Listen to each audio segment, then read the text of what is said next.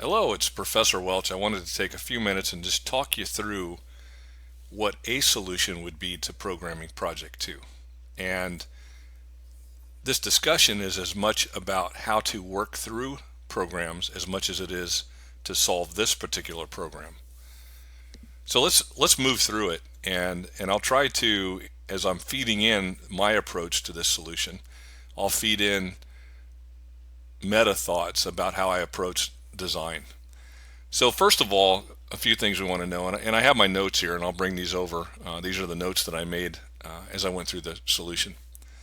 Um, so the first thing I want you to know is there's several ways to solve any problem, and there's not a necessarily a known good way and a known bad way. But what you want to do is while you're trying to solve it, don't try to come up with the absolutely best answer. And I think that's the example, or that's the problem. When people first learn to code, they think, hey, there's a special way, and I don't know how to do it, and I'm stuck, and I don't know what my next step is. Well, what I want to encourage you to do is solve the problem you can at any given time, and then you keep doing that over and over and over again, and soon you have this. You've solved the huge problem.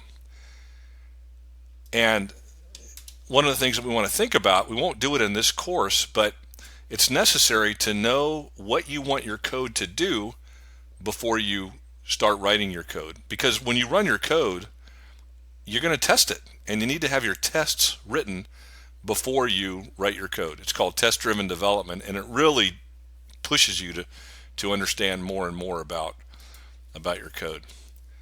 Um, when we're learning to code in this class, or we're learning logic in this class, we're really kind of coding with Raptor. The most efficient way to code, or the way that you feel comfortable coding, may not be the logically clear way or the logically optimal way, but that doesn't mean anything. What I want to do is I want you to imagine I'm sitting next to you while you're coding, and I'm just kind of pushing you on the back a little bit to say, don't try to make it perfect. Don't try to do it all at once. Just try to do what you can right now, and then go back and revisit it. The neat thing about programming, what most people think about programming is not what it is, unless you're a professional developer. Programming is an art. It's creative.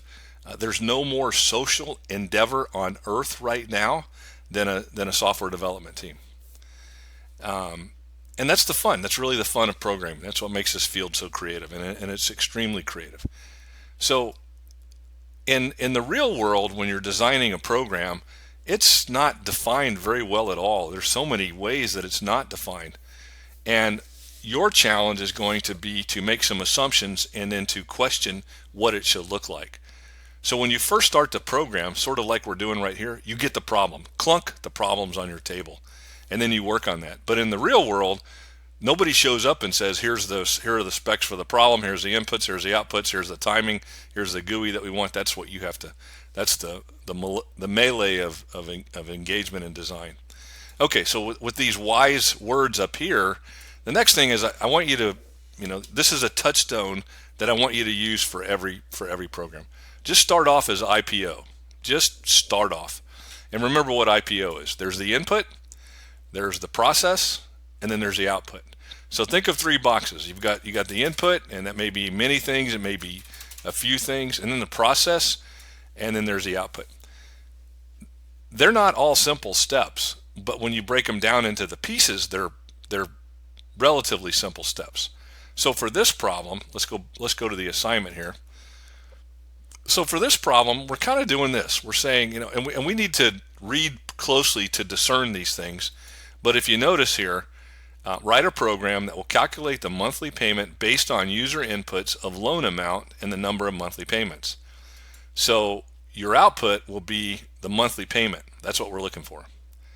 And the user will not input the percentage rate. It will be determined by the logic. And remember, during the first project we actually specified what that would be. So when we're done, we should display this. We should display the loan amount, the number of payments, the monthly payments, and then the interest rate of the loan. And then this is a logic. When you see something like this in coding, all this means is there are some if else statements. Okay, so we have our input. We ask the user for the amount of loan, and the number of payments. And then based on that, we come up with the interest rate and the monthly payment. Now there's some error checking here. We really didn't do any error checking in the first project because we didn't know how to do it. When you hear error checking, you should think of loops. So if the user enters data that's out of bounds, and in this case the criteria for out of bounds is here, the loan amount or the number of payments below or above the minimum maximum in the table, then you want to display an error and then offer the user the opportunity to re-enter. Now there's a subtle statement here. You must use modular programming, which are techniques by using submodules, and we'll speak about that a little bit. So modular programming is where you take a big program and you break it up into little pieces, and then you do little pieces. And the cool thing is, it really is neat. You can do some amazing work by chopping it up into many pieces. Kind of like if you're making a car. If you want to design a car and then build a car, you don't try to do it all at once. What you do is you divide the car into subsystems. For example, you know the car needs some type of propulsion. We use an engine, so you design the engine and you do the engine. You need some way of transmitting the output of the engine to the car, so you make a transmission. So you build a car by doing a really good job on its pieces, and we do the same thing when we're writing a program. So the process seems pretty complex at first, and don't feel frustrated if you look at a problem and you say, I don't know what I'm supposed to do. What you do is you solve what you can, and then you build on it a little bit more. Solve as you can and build on it a little bit more. And then here's the discussion that we just said. Given a loan amount of small, medium, and large, then we use the number of payments to determine the interest rate. And that's some of my design input. Notice the reasons for using submodules.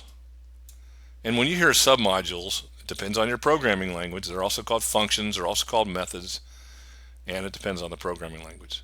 For this class, for this course, we'll call them modules or submodules.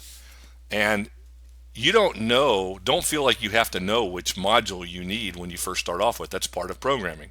It's kind of like if you're learning to play soccer. You don't just dribble the ball down and pass it back and forth to your teammates and then try a curve shot into the upper right part of the net. You can't do that. You do little pieces at once. So the modules that we want to use will reveal themselves based on programming logic and experience. And the bottom line, we want to use modules because they allow us to do these things here. We break big problems, into smaller problems, where you can say, yes, I got this, I can do this small problem. They also allow us to allocate tasks to others. In many cases, when you're doing a big project, different teams are making submodules. They allow us to test easily, much more easily, and again, we don't do it in this class, but testing is a tremendously important part, and we need to be able to test well.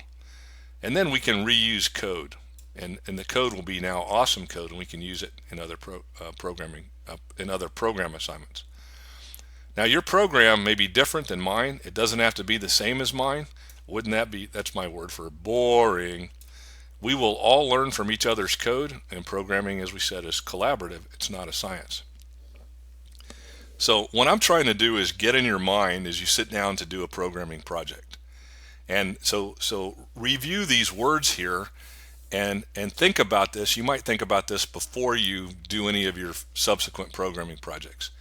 This is important. I was working with somebody a year ago, and she was very frustrated. She wanted to sit down and just start typing code, and from the very beginning to the very end, it was almost like she was going to type a paper, and then she was going to be done. Well, that's not what happens.